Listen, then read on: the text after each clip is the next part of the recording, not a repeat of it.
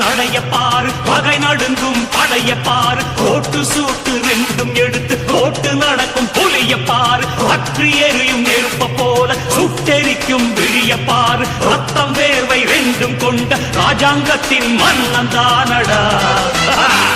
இவன் பேருக்குள்ளே காந்தம் உண்டு உண்மைதானடா இவன் பேருக்குள்ளே காந்தம் உண்டு உண்மை